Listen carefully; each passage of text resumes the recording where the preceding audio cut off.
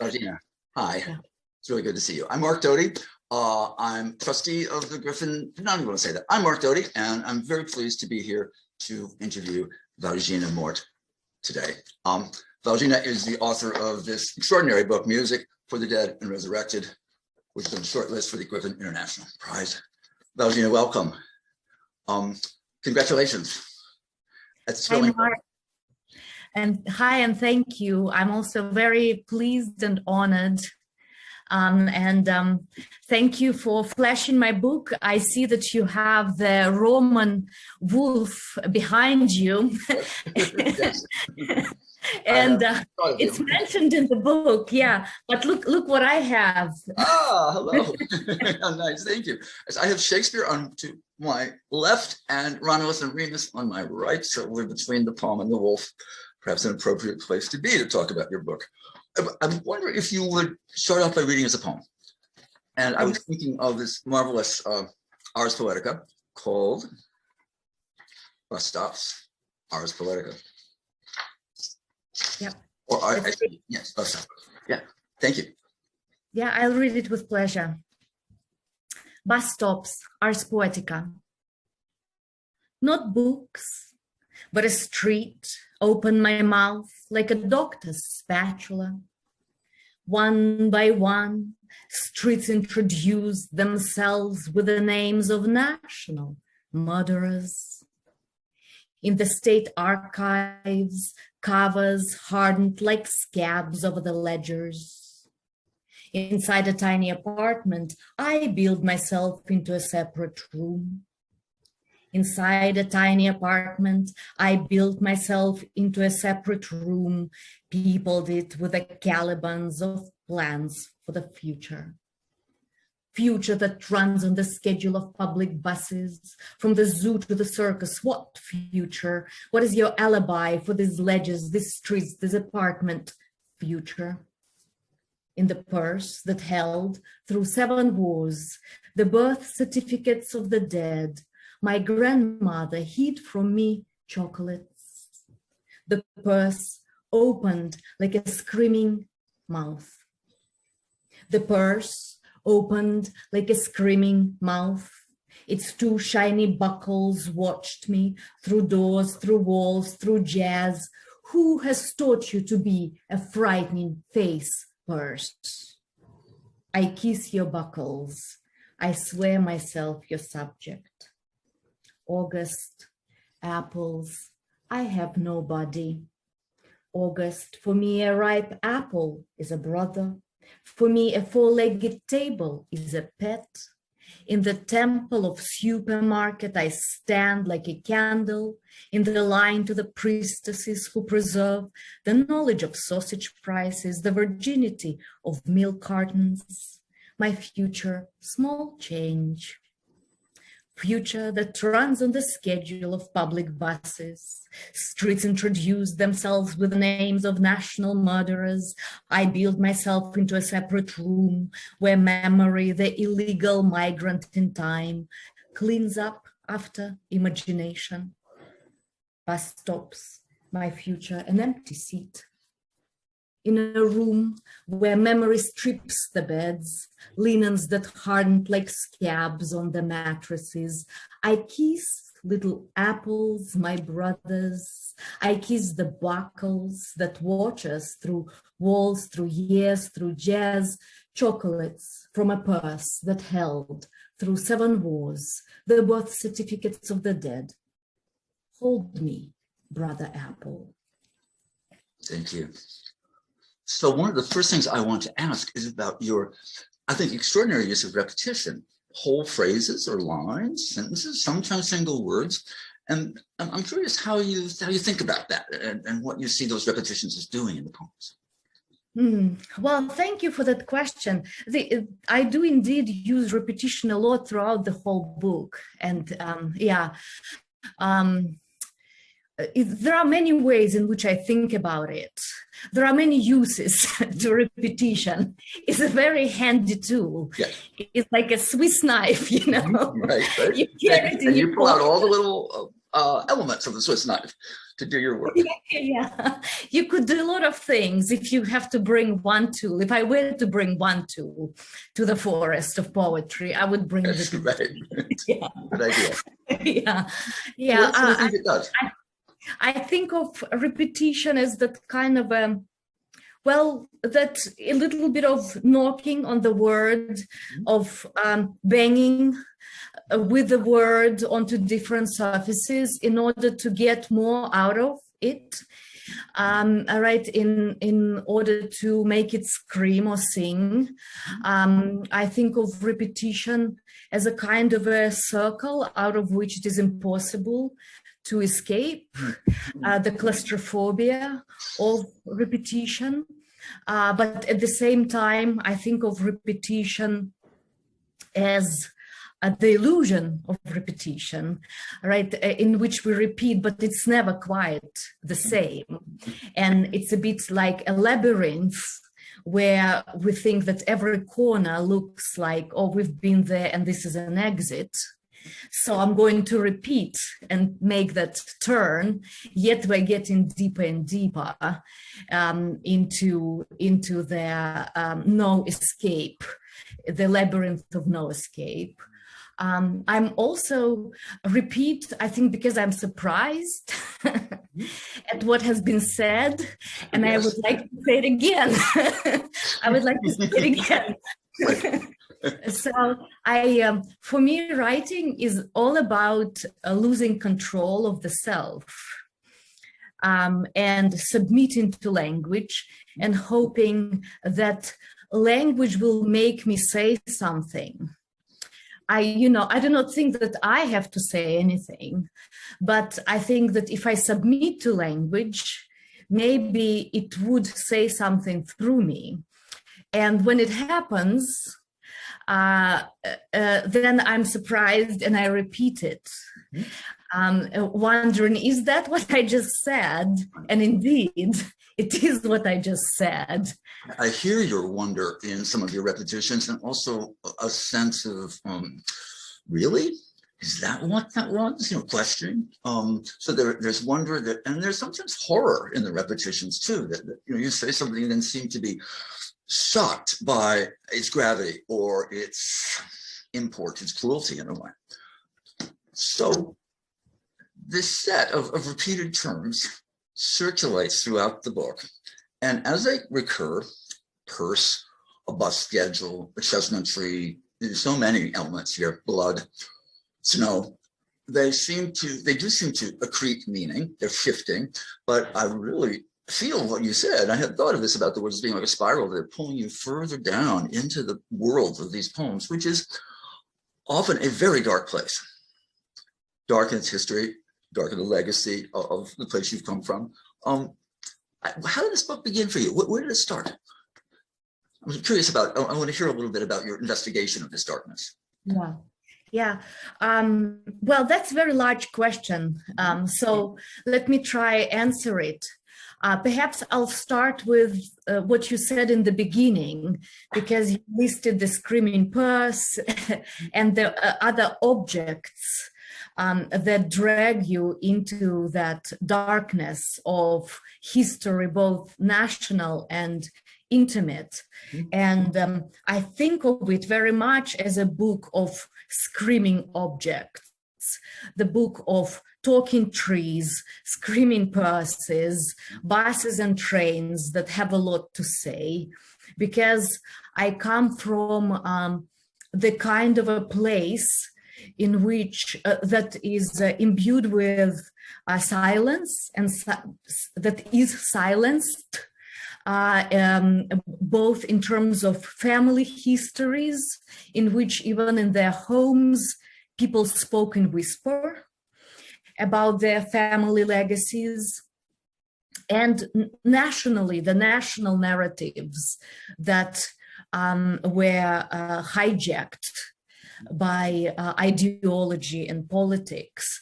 So there is a lot of silence, but also genocide, Holocaust by bullets. So there are no survivors. And in that space of no survivors, objects, it seems to me, landscape becomes the witness and is forced to carry the burden of remembering, of testimony. And so that sense of trees, of grandmother's purse, old buses, knowing something, wanting to express something to you, recognizes something, that they know something you do not know. That I always felt on my back as a glance. And so as a poet, I listen to objects. And this is why I waved this book in the beginning, because this is a very important book for me, Mark, Still Life with Oysters and Lemon, about still life and about the capacity of objects to carry meaning, and about the idea of these lives that are emptied into things. And so that first half of your question is that it is a book, or at least in my hope for it, in which objects speak, in which purses get to scream and trees get to say what they always wanted to tell me. But then the second half of the question of where does this book begin? It begins with my thinking about my family legacy, which is a legacy of early deaths and violent deaths, and me trying to reconcile with what it means to live further than most of my ancestors did, to be brought up by an accidental survivor, my grandmother, a survivor of, the 30s, the Stalin's repressions that affected her family, the survivor of World War II, which was horrific for Belarus. We were occupied by the Germans. There was the Holocaust by bullets directed at our Jewish population in the cities mostly, and then the genocide of the peasants in the countryside, which was called depopulation. She survived that, and then she lived, through that whole Soviet experiment as a person with 4 years of education. That's my daughter. Yeah, she was in the 3rd grade. And that person, who is a manifestation of all of the atrocities of the 20th century, made my breakfast, wiped my butt, washed my hair, kissed me goodnight. And so that's me reconciling with that, thinking, what does it mean? How does this tension, my innocence and her story, how do we come together, and how do we live together? And music. My grandmother forced me to study music. That comes through the whole book, right? That narrative of music practice. My whole childhood was devoted to hours of music every day after school. And I grew to understand it only as a constantly self-analyzing adult, over-analyzing. My grandmother's father was killed in a war, Polish-Soviet war. He was young, he was young, she was very young.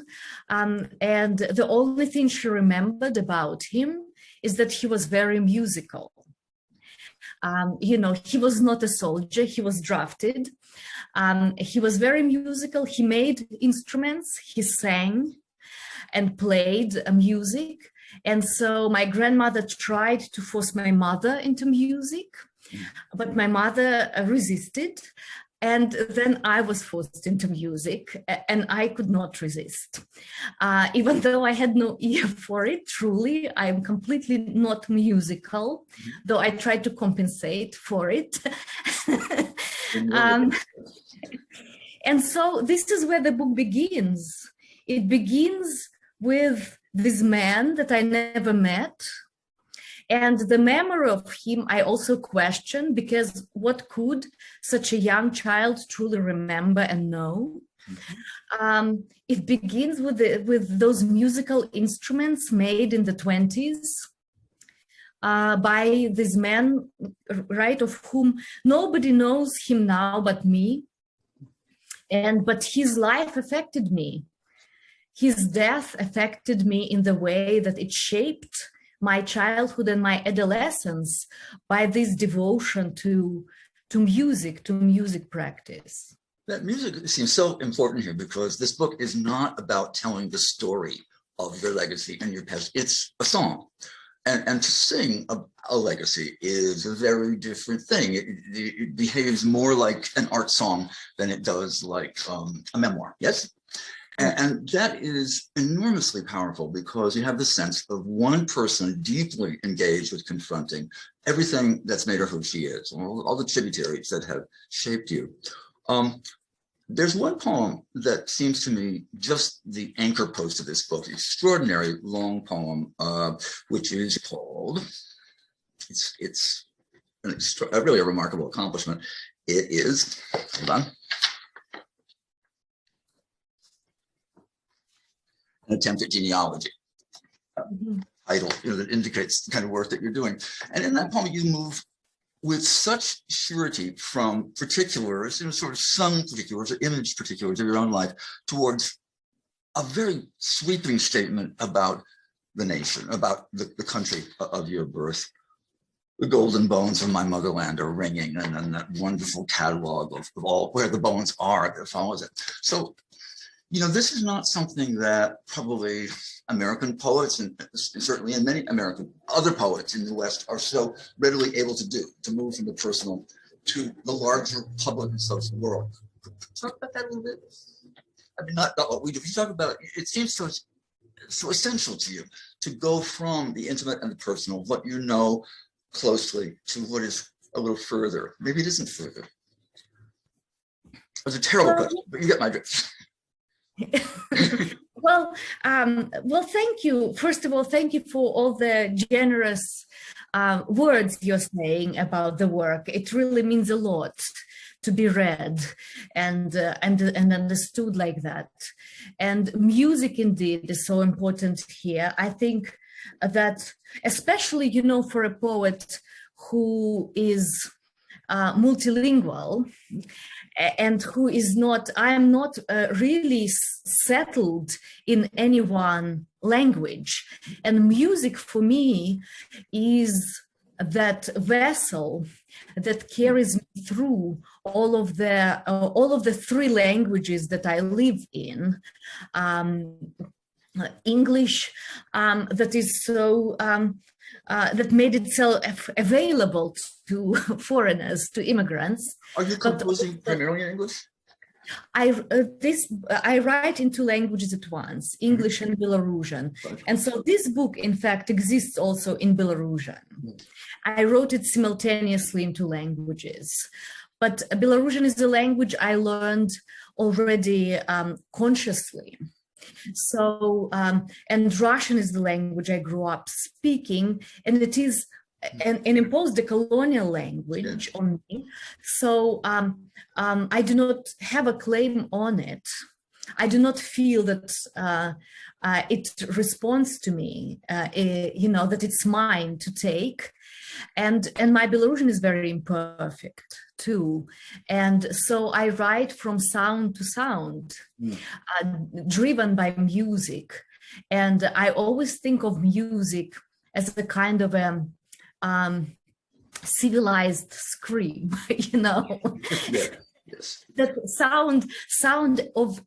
sound of despair that is made pleasant for the ear, that is made bearable for the ear to hear. Civilized scream feels like such an apt term for what you do. And yet finishing your book, I don't find that it plunges me into despair. It's something else. A song has been made. Something has been built out of these tragedies, these multiple atrocities. But I hope that it's also a very funny book. Yes, yes, but those flashes of humor come next to considerable suffering. Yeah, and then, well, to return, because I did not answer your question about the national and the intimate. For me, those are very hard to tell apart, because I come from a historical condition in which the violence was imposed on everybody. Mm-hmm. And so violence is not segregated. It's not directed only towards particular groups of people. And so absolutely everybody is implicated, and everybody carries that burden. But also everybody feels outside of the grand narrative of history. Mm-hmm. So people would say, well, history is, I do not know about history because what happened to me is on the margins. Yeah. But then I also understand how all of it is connected. Mm-hmm. And so in Belarus, well, in Minsk, my home city, on the outskirts of it, there is this forest, Kuropatty, it's called. And in Kuropatty, they discovered in the 80s mass graves. And they're sites of mass executions that happened in the 30s. So that's, the Stalin time, Stalin's orders. That mass burial became that kind of emblem, a metaphor for our buried history and that buried trauma, because it is not allowed to understand who is buried here and why. So there are constant attempts to build highways through it, to build restaurants on it, and the archives are closed, but we do not know what happens there.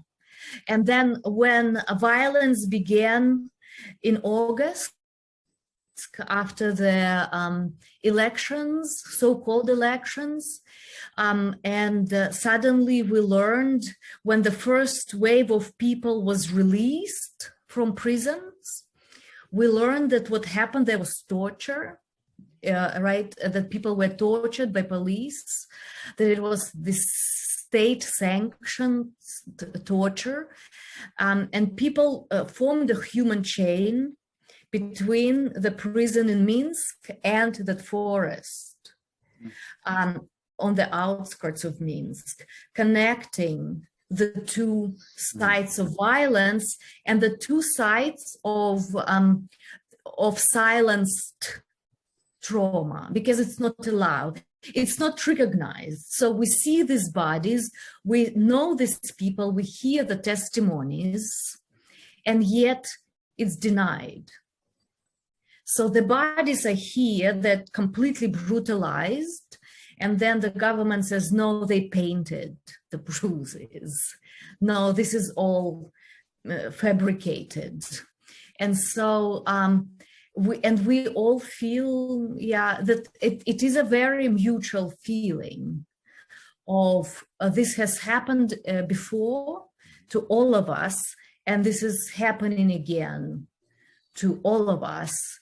And to respond to the power of this gesture of being silenced, one person cannot do it. This is where that comes in. Yeah, it has to be on behalf of a whole large group of people. But it's also so moving to me that one person can do this. One person can talk of what is suppressed. One person can give a body to the emotional experience of that kind of tragedy, that kind of suppression. And I think you've done that with incredible power. And we need to stop because I get to go do another interview. But thank you so much. I think that you have spoken wonderfully and very articulately, and that our editors will be able to make something terrific out of this interview. Thank you. Thank you. Could I just say, though, at the end, though, that also as I talk of this we, I'm also hesitant because I always feel a little bit perpendicular to the we and to my people. Will there be any way for people to read your book there? Well, I hope that it will come out. It was delayed because of what is happening there, because the publishers, some are in jail, others are under a lot of scrutiny. So there is a big crisis in the literary world that is happening right now. Yeah. I think that I know, as a person who exists at some distance from this, I was transformed by your book because it made that presence of history so alive and so acutely emotionally available, so dark and so present. I think that's a remarkable gift to your audience, and I congratulate you on it. And I hope I'll get to see you at some, at least on screen, during these events. So thank you so much, Mark. Wonderful piece of work. Bye, Valzhyna. Bye. Thank you. This is great. Excellent. Bye.